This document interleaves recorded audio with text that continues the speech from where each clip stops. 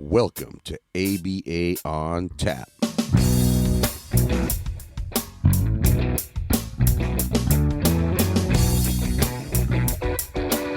I'm Mike Rubio with Dan Lowry.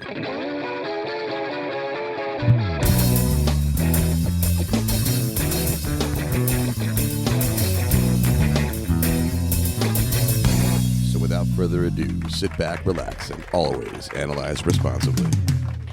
Hey, this is your ever grateful co-host, Mike Rubio, and this is part 3 with Dr. Scott O'Donnell. What a guy. Enjoy. That could be freedom too. And because sometimes, to get to freedom, there has to be some pain and suffering. That's what it takes to be free.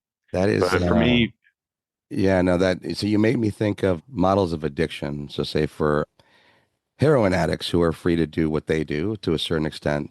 And then there's a certain freedom to feel that comes back that is very uncomfortable in terms of now itching behavior, right? So your pain receptors are coming back to life. And now that same freedom that you felt to sort of numb yourself, you have a newfound freedom, which is actually to now have to be able to feel pain and suffering, but that doesn't feel that way in that moment. It's just, it really, I don't know, twist my head around a little bit, but you made me think of that in that moment where, yeah, pain and suffering, the idea of enduring a workout, there's a certain level of stress that you're willingly applying to yourself in that moment, that if you don't have a sense of enjoyment for it, then it changes your whole perspective of how free you feel in that moment, or the idea that you're running or working out for the eustress sense of it, as opposed to being feeling constraints of fitness or health, which in and of themselves provide a certain freedom if you can achieve them. So I just feel like it's a matter of perspective, not to boil it down too far, but it's so interchangeable in a sense, and based on any given context at any given time. And then, maybe going back to the best thing I can think of is going back to that initial sense of excitation or arousal that you might be feeling physiologically, and how that provides an underlying foundation to how you're going to perceive those things. So he was talking about pain and suffering and how that might, there's a certain aspect of freedom to that. The idea that you have a right, if you will, to feel pain, right? So I talked about addiction. Yeah. Anyway, that's why I went to the bathroom right now. I exercised my free will to choose to go to the bathroom. Very reinforcing. Very reinforcing. Very reinforcing. I talk about that with toilet training with parents too, in terms of trying to gauge musculature and bladder size by how wet child's diaper might be in the morning, and the idea that you might catch them and then they're dry. That's the best time to go sit them down. If do those pieces, the idea that, and I tell parents too, you're in the car and you're stuck in traffic and you got to pee, and then you get home, and that feeling of when you finally get home, it's just like, it's okay to have your child realize that and pair it along with that, white porcelain throne and that feeling of, and it's no wonder that what do most of us do first thing when you wake up, you've been holding it all night, right? And of course, if you're over 50 like me, you've probably done it several times during the night, but we won't get into that. Oh man, my migraine meds every morning. I woke up at 5 every morning. But yeah, so it made me think about it when I was exercising my free will, that people could look at that as free will, but it also comes down to the consequences, right? Because like I really wanted to be part of this conversation, and that was very reinforcing to me. At some point, it was like the consequence of, or the amount of reinforcement I was getting from this conversation was no longer greater than the amount of reinforcement that I perceived going to the bathroom would give me. So I exercised my free will. You can't necessarily get inside my head and figure out at what exact point those consequences are going to change. And I know we can affect them with, satiation or deprivation, or establishing operations and abolishing operations, so we can make a consequence more likely, but we can never fully know what consequence. Well, not we can never, but most of the times we cannot know what consequence someone's going to choose. This leads me to kind of that, whether we want to call that free will or variability in behavior. Yeah, I don't know. That's a lot. Yeah, I would be remiss if I did not name Israel Gold Diamond in this, because Gold Diamond had a lot to say about free will. He saw it as choice, as that freedom is having like basically freedom is having alternative reinforcement during extinction conditions, Alternative. right? So like that you have somewhere else to turn to. And Catania thought about this too, and Catania actually did some studies. I don't know if you like knew that Catania did some studies on freedom, and he looked at choice, and he found that pigeons prefer choice, and he demonstrated this experimentally. And it might be adaptive if you think about it. If one avenue of reinforcement were to cease, it would be adapted to have an alternative, source of reinforcement. Not ideal, but adaptive just to have, another source of reinforcement. And then he found that when he was doing his experiment, which was like a concurrent chains arrangement, that he was able to like predict and account for the pigeon's choices, and it was like the one chain allowed them to have a choice between like two, but it was just equaled out, so the reinforcement was enough. But even when they got to the point where they got like a forced choice, like where it was more rewarding for the forced choice, right? The birds would do that for a little bit, but they would still revert back to having that preference. Once the contingencies of reinforcement are the same, they go back to having a preference for having a choice. That makes sense. I mean, And freedom seems like you're saying, right? So it means that you have two options of consequences that more are options, yeah. reinforcing. And if one's reinforcing and one's aversive, then I think somebody might argue that's not freedom anymore. I don't know, but it Yeah, seems like that's exactly what yeah, you're saying. yeah. Catania argued that he argued like an organism without the opportunity to choose among other alternatives, or they're not called free, right? So he kind of like took Skinner looked at the contingencies of reinforcement. Catania looked at like, oh, like would this organism be called free? Israel go down and look at choices. Sidman wrote about it too, and he talked about coercion, and then he saw like that is like not freedom because it's controlled behavior through aversive means. So there's a lot of different people have spoken on it, and it's funny, like where are we at now? Where are we at as behavior analysts in this year, in this 250th anniversary of a country? When there's going to be all these events going on, and everybody's going to be talking about freedom, and it's going Yeah. to be the summer soon. And this episode is going to come out probably closer to the summer, I imagine, Well, and things are going to be no, ramping but up, we'll or talk about maybe that. maybe in the spring. Yeah, yeah. Mm. It'll come out soon, But very soon. yeah, but for me, freedom is behavioral. And like Yeah. in the long run, it's what we do, it's what we don't do, and it's what we do too much of. And what it looks like when I'm making freedom the most important thing for me is I'm being a leader in my community, and I'm guiding my community with behavior analysis to give them more control. I'm giving people more options where, if they haven't had more options, I'm trying to find one for them. And I'm freeing people from environmental control that's made their lives miserable and has made them miserable, and showing them that control by the environment that leads to happiness is possible, and it's a road they can take. And that's so interesting too, because we are talking about environments, and then you're dealing with the individual within that environment, and ultimately sort of telling them it behooves them to make some change within or in their actions in order to impact their environment in a way that then returns a little bit more of that freedom. So it is, I think you're capturing it nicely.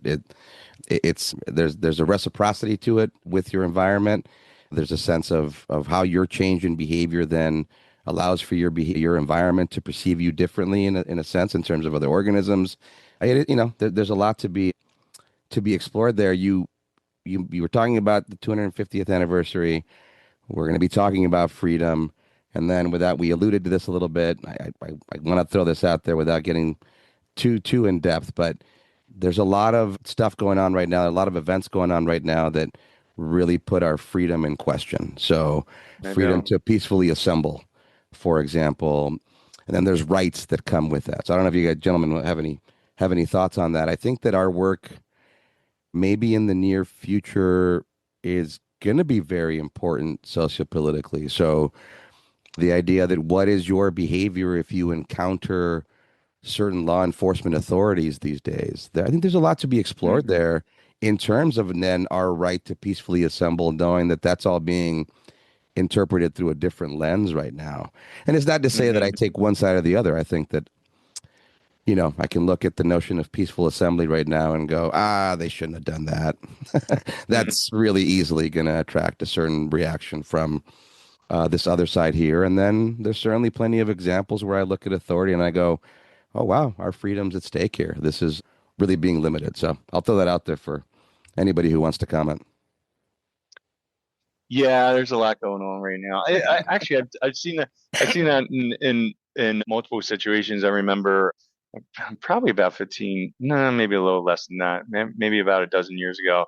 I was working with adults with autism, and they came out with this like ruling that we couldn't be all at the same place at the same time. We couldn't like all take over a movie theater or something like that. And I'm thinking to myself, like, what about their rights to assemble, peacefully assemble? Mm-hmm. You know, and then the one last person I want to mention on who's written on freedom was Goltz. I think it was Sandra Goltz, and she wrote a few years ago, 2020. She wrote about that freedom is not having diverted resources. I think her example was if you were using a river for water and someone upstream diverted that river, then you would not be free. You would be like, under their reversing control. And there's also that going around too, where we have institutional racism and things like that. Mm-hmm. And even what I'm doing with like SIBA, with expanding these avenues for behavior analysts to work outside of autism, I feel like that is a step towards freedom. That it's a step towards giving behavior analysts more options where they might feel like my only option for work is to work with kids with autism, when it's like a science of behavior that could help everyone. And if we're able to, increase their choices and, give them, some autonomy where they can at least have some choices, whether their choices are determined by the environment or not, at least have, some more options so they don't feel stuck, and make sure that like resources aren't being diverted from us, from other, avenues or other practitioners and stuff like that, then we are taking a step towards making behavior analysts more free. I do like that, and certainly appreciate that you've done this before for us on the show, looked at other avenues, and I think that was our theme for last season is trying to find those guests. And interestingly enough, we all sort of came to prominence, if you will, through the same routes, which is now applying it in a Yeah. way that was relevant socially in terms of autism treatment. So everybody's got some history with that path, which is what's been interesting for us in saying we all started here, and then now a lot of people are doing something different, a different application of behavior analysis, which is very, very invigorating and enjoyable for us to hear about and to discuss with somebody like you about. Yeah, I think, it's been cool. sorry, go ahead. Yeah, I think to what you No, were it's your saying. show's been cool. Like just hearing everybody from like you're right, hearing everybody from these different disciplines. Sorry, Dan. Please continue. No. I just want to compliment you on that. Well, thank you for your time, sir. Yeah, Thank you for no, that. thank you so much. And that's why you are one of the people that, like, when we reschedule, we're like a couple people we have to get back on regularly. And you are certainly at the top of that list. I Just appreciate reflecting that. on what you were saying, Mike, the freedom piece, I think one time it's probably tested a lot from people from various different cultures. So I can just speak from my own, was like the COVID vaccine. I felt people feel like that was one of the Mm-hmm. first kind of, not first, but one of the most recent, maybe biggest, where people felt like their freedom was Yeah, being infringed on. And it yeah, maybe goes mandate. back to Yeah, that where you've got two consequences and they don't feel like both are reinforcing. There's a reinforcing and an aversive consequence. And yeah, like uh voting for president. Yeah, yep, like voting for president. both these options suck. Yep. Like Well, that actually was going to be my question, or another one, like with the current situation on the media, right? It's Mm-hmm. like a lot of the media, which might be posting negative things, is now going to have funding withdrawn from them, so they probably feel like their Mm-hmm. freedom is being infringed on because, again, they've got one reinforcing thing for them if they want funding, and then one aversive situation. So my question to you is, it seems like if we have two reinforcing options or multiple reinforcing options, then there's the level of freedom. If we have a reinforcing option and probably an aversive option, then freedom doesn't seem there. What if there are two aversive options? Do we now have freedom to choose the less aversive option, or is that no longer freedom because we're dealing with aversives? or what if I give you too many options and you have a hard time choosing? Is that yeah, Like, or what yeah. if I structure the options in a way that makes you choose one option over another?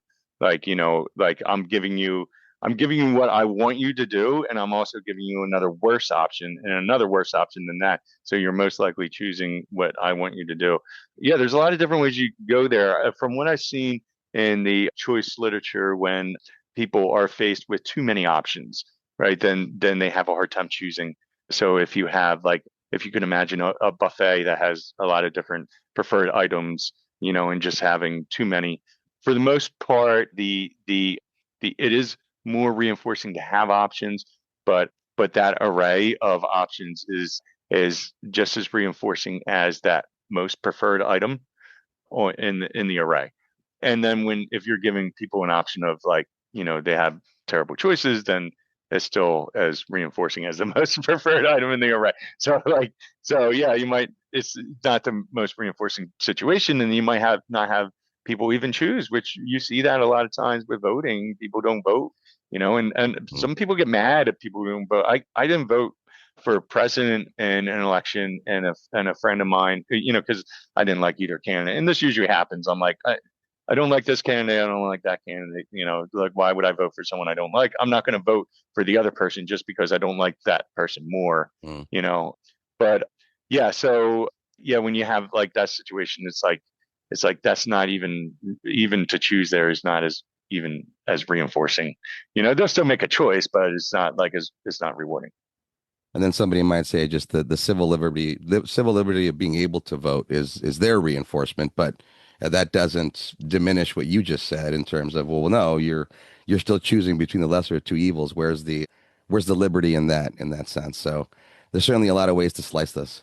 Do you do that with, and I was thinking about it like in the therapy context, right? So you may have somebody that's severely depressed or something like that, and everything might seem, and please, I'm pretty ignorant to this, so correct me if I'm wrong with how I'm characterizing this, but this is just hypothetical.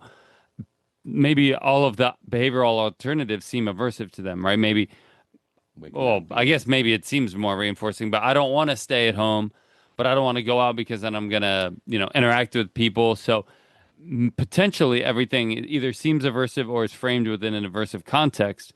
So are you then Mhm. guiding them to kind of choose the less aversive? Because Hmm. that almost seems kind of like the analogous to Yeah, the candidacy piece. and I would say that would be more typical of like diagnosis where you're avoidant, and depression is almost like more of an extinction scenario that like, well, I'm not feeling the same way about doing the things I used to do. I like it doesn't feel good doing it anymore. And so why should I do that? And for the most part, the way you get someone out of depression is you get them doing those things again. It's like, oh, it doesn't matter if you like doing it this time. This is something you used to like doing, so you should continue to do it. Hmm. And a lot of times when people reconnect with that, then they'll continue to do it. So you could tell it's reinforcing, and now it's rewarding again Okay. because you see them continue. And I think that's, yeah, people can absolutely get stuck. They'll get stuck at home and stuff like that. And it's kind of like, I can't remember what Skinner called it, like in a bolus or something like that. It's a point where an animal during extinction, just pretty much stops responding, and you're looking for that next response, right? And then you're not getting it at all because there's nothing Yeah, there. There's nothing there really to reinforce. So you go for a long period of time when you're ready to reinforce, and you're waiting for the animal, but the animal's not Okay. really yeah, doing that's the anything. helplessness model too, right? Which I think does get applied to depression pretty commonly in terms of, Yeah, hey, yeah, if I yeah. go here, I get shocked. If I go here, I get shocked. I'm Yeah. just gonna stand Or still. what Yeah, about I'm just like gonna stay here. you get a Yeah. speeding ticket and you can pay $500 to do 50 hours of community service? Is that freedom? The ability to differentiate between two aversives?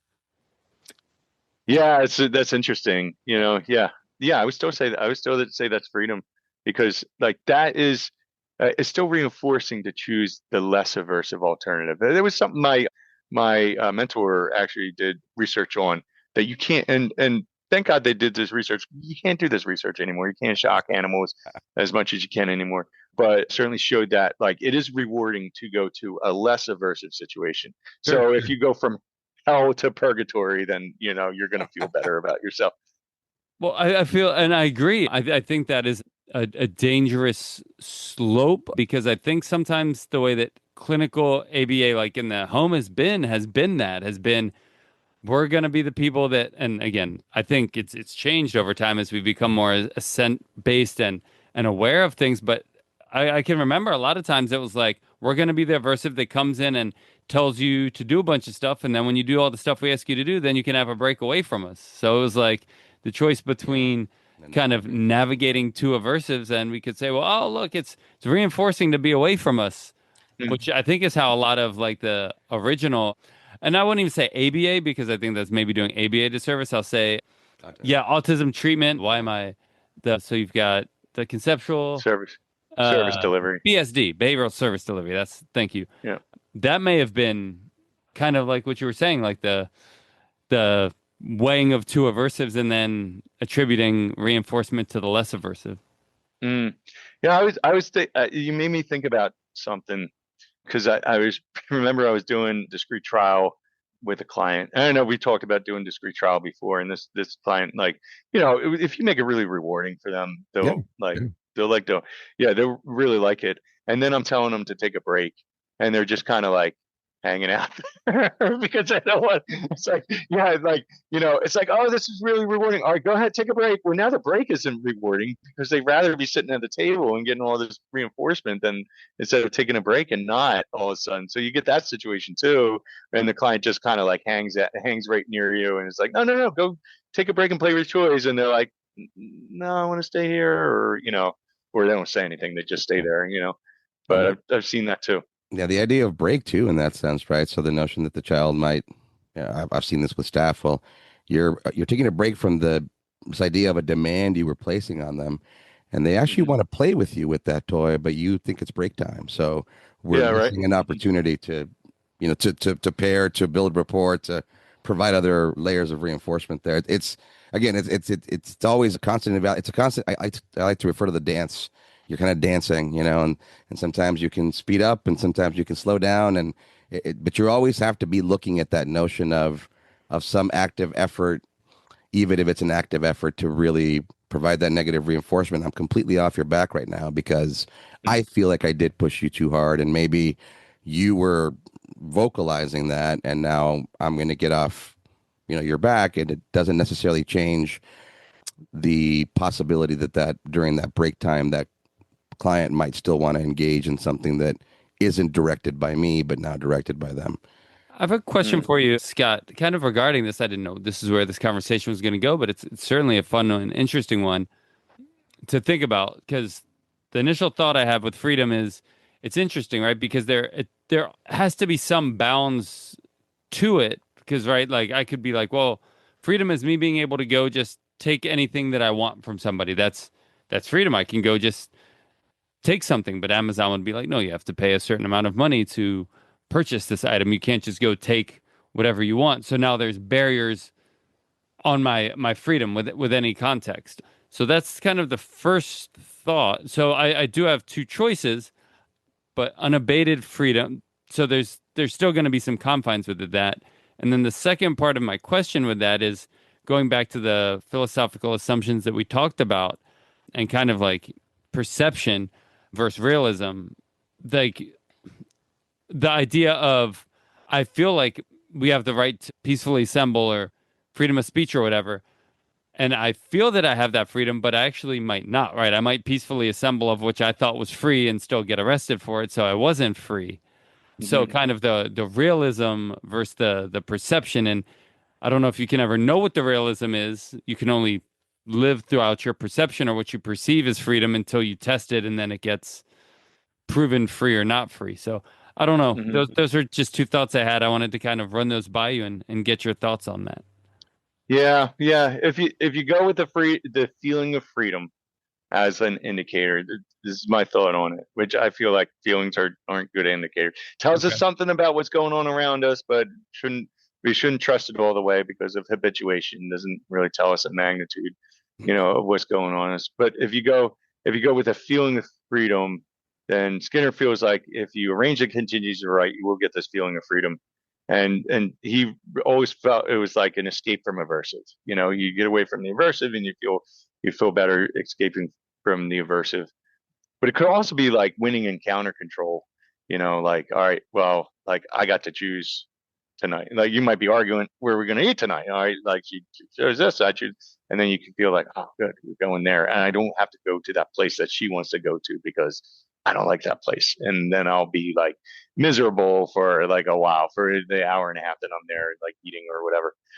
Dan's So choice is I think always about, wrong anyway. That's So true. whatever Dan oh yeah, chooses in real life is yeah, wrong. So yeah. yeah, yeah.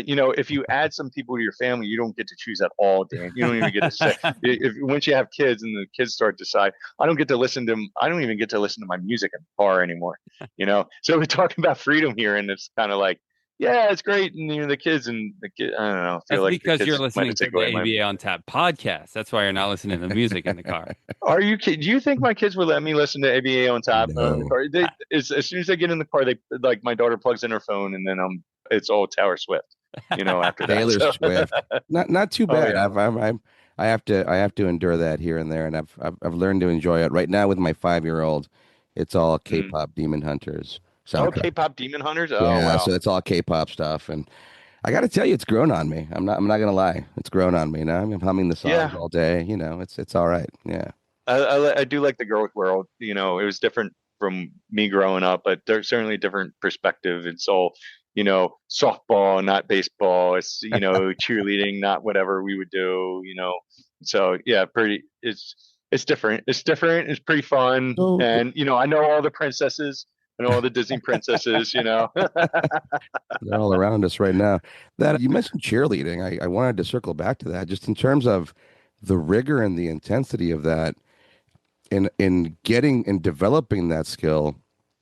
It's interesting to consider the reinforcement systems because a lot of that's really hard to get to, hmm and it's painful, and it's rigorous, and then I don't know, there's some prospective delivery of reinforcement that maybe drives your daughter. I don't know, you have any insight on that? I mean, you probably see her do things that you would never attempt, Oh or yeah, yeah. They especially they now. lift girls up, lift them above their heads, and they spin them around, and then like and this girl. I mean, really, like these girls are like like my daughter's 5 foot something, so these girls are like over 5 foot off the ground, and they're standing in the air, and then they're being spun around and things like that. It was really interesting seeing her. So she's been cheerleading for a while, and she started high school and she tried out for high school and made it.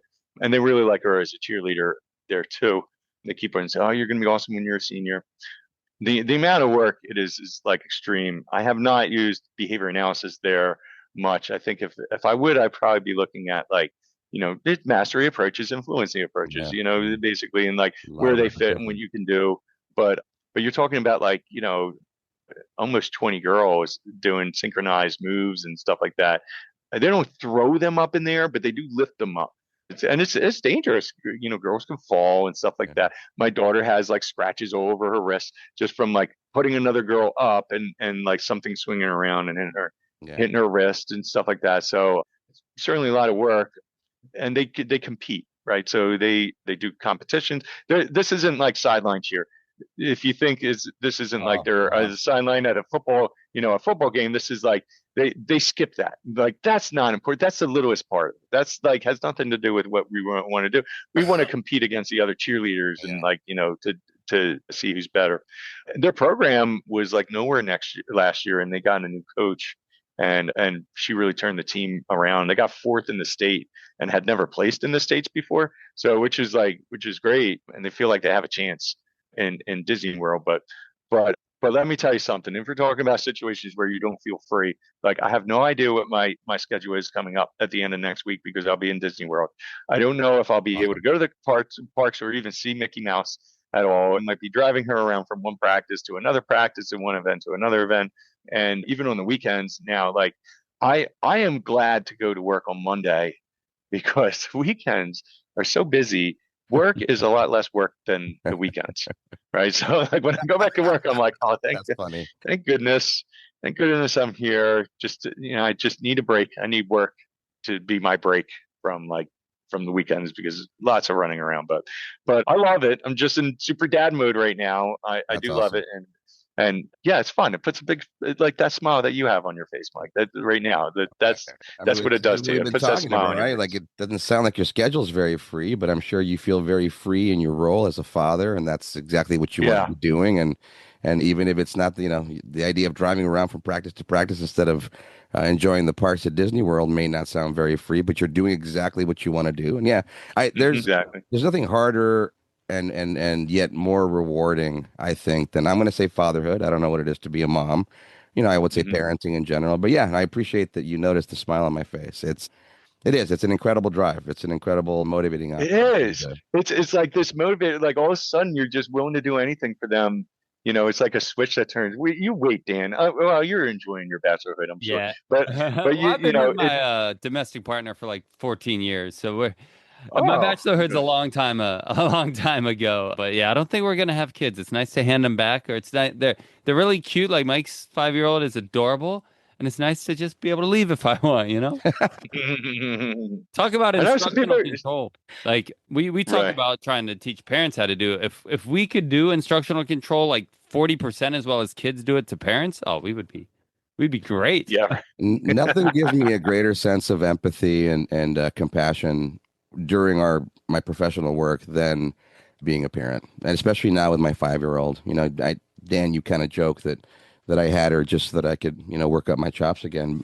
That's not necessarily true, but it's interesting because this whole progression over the past 5 years, she has literally been my driving force. And I'll come home and just think about my favorite phrase is saying I can preach this ABA stuff all day and parent education, and then I have to go do it. And nothing gives me a greater sense of empathy or compassion for the clients I work with, and really understanding that I don't want to, with all due respect to all parties involved, my child's neurotypical, and you wouldn't expect. I don't have to run around with to do all these therapies with him and all these things that would seem like constraints, and yet parenting and doing it well and being present and being there all as much as I can. That's a lot of work. It's a lot of work, and you hope that you can derive some level of reinforcement and enjoyment, and I certainly do. It's incredible. Mm, Yeah. yeah. I Yeah. have It's like a never-ending bucket. It's It like a is. never-ending bucket. It really is. I mean, it gives you a sense of purpose. I sometimes wonder Yeah. this is really those three organisms are really the main reason why I tolerate the world on most days. Just like, Yeah. I Right. don't even actively think about them. It's just like, I've got a reason to be here, and I'm pretty sure they like having me around. And for that reason, I'm going to stick around. Yeah. no, you Hmm. definitely have a joy and a passion when you're with your kids. It's amazing. I have one more question. If you Yeah. have a few minutes, or do you have a hard cut? Yep. Yeah. No, I'm good. So I was thinking about your top down versus bottom up kind of Mm. premise. And I want to relate that to, without picking a side, I remember it was like 2 weeks ago or whatever, where that lady, Renee Wood or whatever, got shot Mm. in Minnesota, got killed. And I remember when that happened, I had a bunch of migraines, so I've tried to stay off social media, but that week I was just like in bed and I had nothing to do, so I was scrolling social media. And when that happened, I mean, the footage was the footage. And again, I don't know how many of these people are real or not or whatever, but literally like half of the Facebook feed was like the officer was to the side, he had no business shooting her. And the other half was like the officer was like in front, she was about to run him over, he was justified. So the footage was the footage, but you have people that watch Yeah. the same exact footage coming up with two different conclusions. So my question to you is kind of behaviorally, like your thoughts on that. Is it people have like a preconceived notion and then it literally changes their perception? Are they ignoring their perception and their thoughts and just kind of going from there? What are your thoughts on that phenomenon? How the footage can be the same and you got people watching it coming up with two totally different conclusions. Well, I do have a couple of thoughts on that. And Please. one thought I have on it is this word, and this is something that we can actually measure. We usually measure this in the generalized matching equation, bias. And bias is a disproportionate weight for or against a thing. and it's behavior allocated to one response regardless of reinforcement contingencies, right?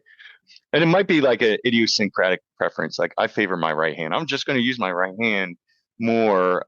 But it could be about knowledge. If you think about it, knowledge biases us, and we are biased against things we don't know. How could we be biased for something we don't know, about?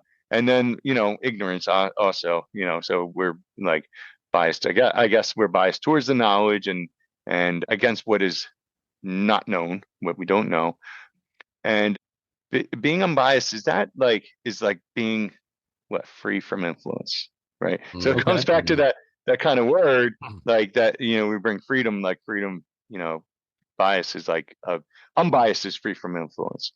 One of the things in ACT, and I think about this often, and I know you guys talked about the hexaflex briefly with Matt, I think Matt Tapia. And I was surprised that you never heard of the hexaflex before, because I was like, wow, the hexaflex is like one of the main things, but it's like a little 6-pointed map to talk about the processes. And the top process is, or usually at the top, it's mindfulness, is present moment responding. And there's there's a definition for it, and like a 2-point definition, and it's responding to, basically, I'm going to explain it like a behavior analyst. Responding to present moment sensory input, non-judgmentally. So basically without bias. And my clients sometimes they kind of know how to do that, like respond to it as if you've never experienced before.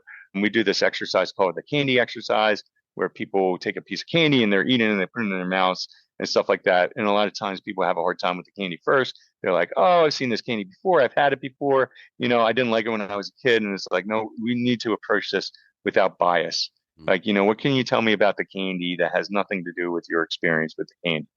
And then they start talking about like, oh, the wrapper is red and it has these little yellow things on it.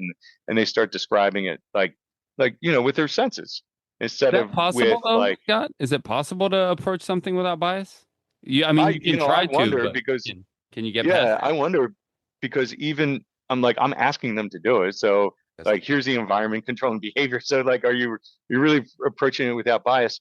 But I think in a relational frame theory sense, that like people kind of know a way that it is that they can act that way or act against it or act similar or act, so it kind of makes it a thing, you know, that way. But I always question that. Can you really be truly unbiased towards something, because it's part of the ACT process. But in the long run, I think that people can have an idea of how they can be less biased, you know what I mean? And they can act more that way, right? And if they could do that, would they ever approach being completely unbiased? I don't think it's possible, because I believe the environment controls our behavior.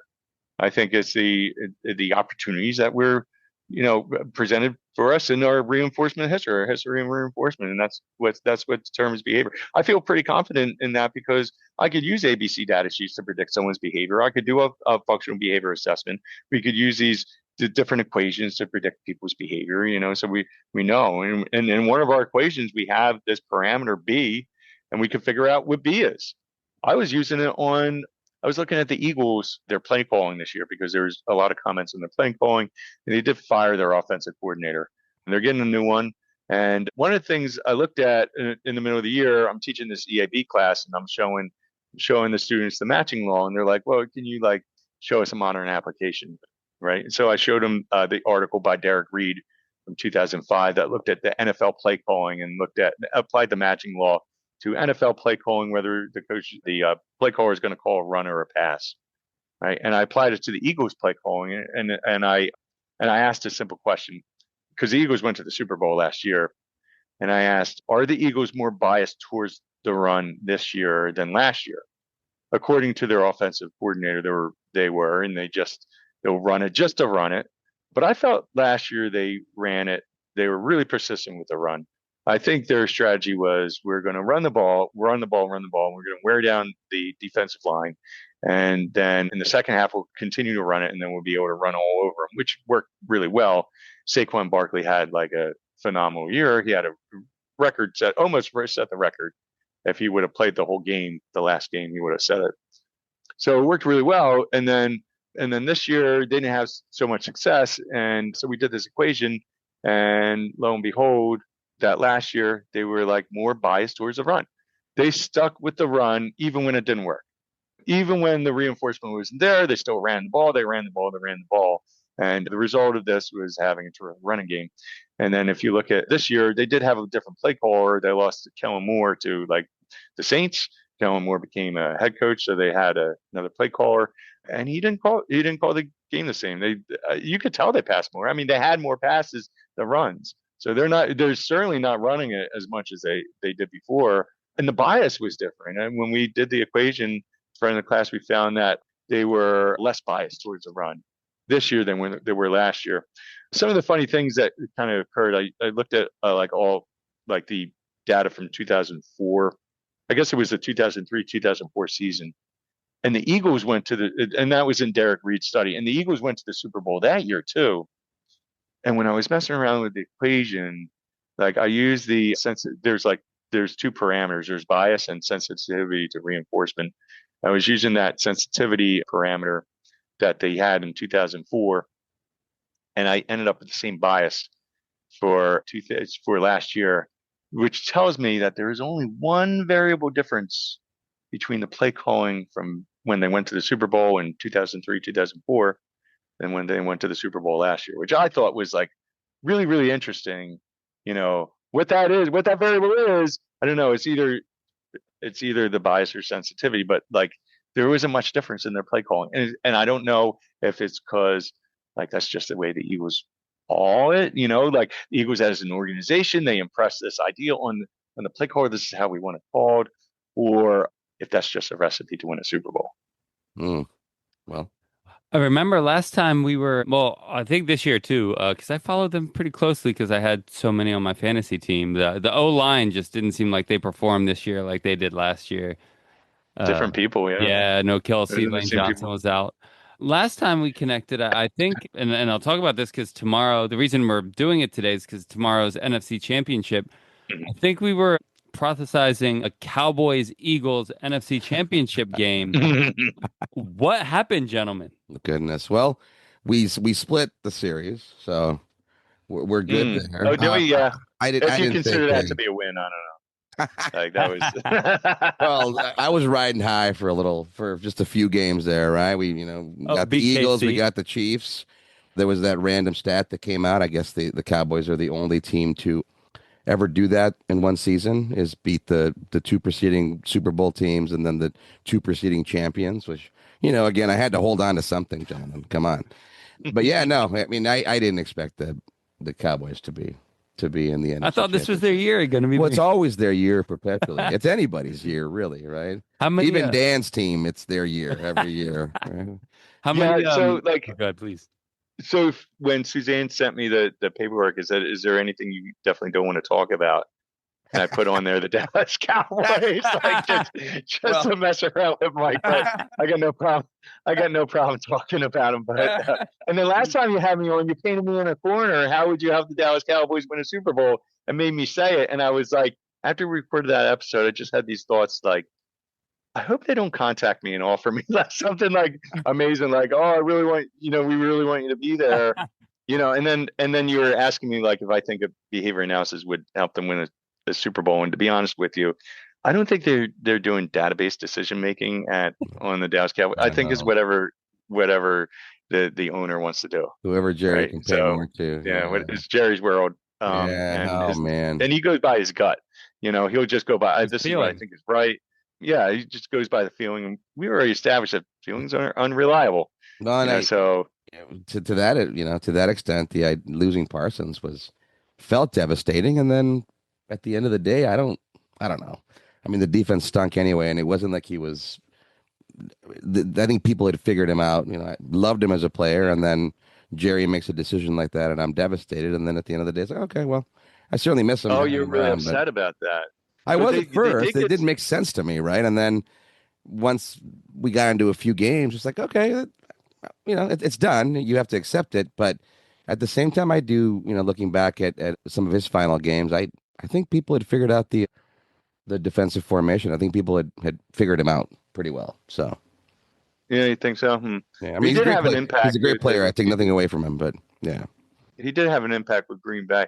Yeah, But you got a couple draft picks back for him, right? You got like I yeah. think then you get a couple of first rounders. I mean that should really help. It They was a do good need to move. rebuild. I felt like their offense was actually fine this year. Oh yeah, The Cowboys. I thought their offense was I good. enjoyed. I Um, enjoyed. Yeah, Pickens. yeah. Pickens and I mean, CD Lamb's. He's got his few drops per game, but he does some pretty cool things. So I enjoyed watching mhm. them. Yeah, it was a Yeah, better season than before. it's like baffling though, and then it's like they had the good offense, and then I don't know. Sometimes I look at the Cowboys and I'm like, why can't they win? Like, what is kind of like they have everything they need, don't they? They have good players, There's and a they CeeDee they Lamb look good, syndrome that happens. There's a certainly the secondary stunk. I mean, You know what it their reminds me pass of defense was pretty poor. is the Cowboys are the NFC version of the Chargers. They always have really good, My and we wife know the came. Chargers because we're in San Mm. Diego. Like they always have really good rosters, and there was one year the Chargers were actually number one in offense and defense, and didn't even make the playoffs because their special team sucked. But Jesus. they just Mm. remind me of each other. They Yeah. just like, and then the next like level below that is the Dolphins and the Falcons. But like the Well, just the Chargers Cowboys, the idea that you could be up by 20 in the third quarter and it's still not a sure win. Like, well, I guess that can be applied to several teams, but Cowboys Chargers, man, they're just notorious for that. Like, oh, it's a great Mm. game. And my wife's a Chargers fan, and she'll do crazy things like turn away from the TV because she's convinced that if she's watching the game, they do worse. It's like, yeah, but you gotta, honey, but you gotta enjoy the game. You gotta what though? Okay. Don't tell me the score. Mm. Okay, I won't tell you if they're doing well. That's fine. there's your variable time reinforcement. Yeah, yeah, yeah. That's All right. differential reinforcement, no Do you, doubt. do you think you could so if we're not gonna broach the behavioral strategy to get the Cowboys to win the Super Bowl, could we develop a Not design? again. No, no, that's fine. Could we develop a design to get Cowboys fans to not think this is gonna be their year? How many years does it have to go with them not winning for them to realize that it's not Look, gonna be I've their got year? a. I think the better question is, do you get to trash talk if you've got no loyalties to a team? That would be, I think, the bigger ethical question here, Dan. I mean, do you have a ticket to trash talk if really you don't have a team? Well, I think it allows me to manage my biases so that I can watch the game objectively and unbiased. I was going to say this earlier. I think that the other side of bias is being partial, and that's what you're lacking, my friend. Anyway, Just to let you know, we can measure that bias. We can absolutely measure it and see how and we can see if Mike's bias is more than Dan's bias, and you compare it. For the Cowboys, I would expect Mike's bias for the Cowboys to be pretty significant. strong, I would pretty think. strong. It's Yeah, lifelong. pretty strong. It's lifelong. Gentlemen, Yeah. we've covered a lot of ground. We Oh yeah. may have lost a few people here at the end, but we enjoyed it. So that's our freedom to do so. Dr. Yes, Scott, that is great. sir, anytime you want to come back on, we will certainly approach you again in the near future to come back on. And, again, open invitation to use this platform if you see fit and you see useful. It's been an incredibly, incredibly invigorating conversation. We can't thank you enough Mm, for coming back around a second time, for spending almost 3 hours with us. So thank you so much for your time. mm. We wish you luck in all your endeavors. Certainly wish your daughter luck in her cheer competition here next Thank you. weekend, and have a great time in Florida. Thank you so much. Wish you luck with I Seba. appreciate it. Anything on your end? Any closing points or anything you wanted to say, plug, I just whatever? want to. I just you know, thanks for having me. I feel so lucky to be able to talk about this. It's it's awesome, and be able to talk to you guys because, I do listen and you do have great guests. So guys, please keep it up.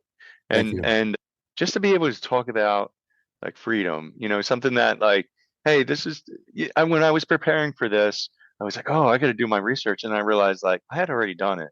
I've been doing it for a long time because Yeah, that was my approach in the community was just like all based on behavior analysis. So I just started going back to that literature, and I had five different PowerPoints and I'm pulling from just to get everything together. But it's I already did the research. It's something yeah, I've been doing for a long time, and it's like great to be able to talk about it, especially at such a significant time because the topic is going to come up. We're going to be talking about oh, it's freedom. here. Freedom is going to be a Yeah, big topic, especially towards the summer, and behavior analysts should be in that conversation. we agree. No, we certainly agree, and thank you for your preparedness. A lot of guests pose that question, and we, like we say in the intro, or we used to say in the old intro. Oh no, I say it at the end. This is live and unfiltered. We want that, so we certainly appreciate your level of preparedness, and then moreover, what you just said, the idea that you kind of put it together to think about it, and then you came on here and you riffed. You talked about it, in casual conversation that was elevated. You really brought our game up today. We truly appreciate that. These are topics that, conceptually, philosophically, we've seldom, if ever, touched on ABA on Tap. So we can't thank you enough for your preparedness and for elevating our game today and for spending a nice amount of time with us. So unless anybody wants to say anything else, I've got my closing points, and you guys can certainly jump in here. So what I've got is explore the different flavors of determinism, enjoy free will, the free will of your options, and always analyze responsibly. cheers, Dr. Scott. Thank you so much. Yum. Delish. Cheers. Nice. Always analyze responsibly. ABA on Tap is recorded live and unfiltered. We're done for today. You don't have to go home, but you can't stay here. See you next time.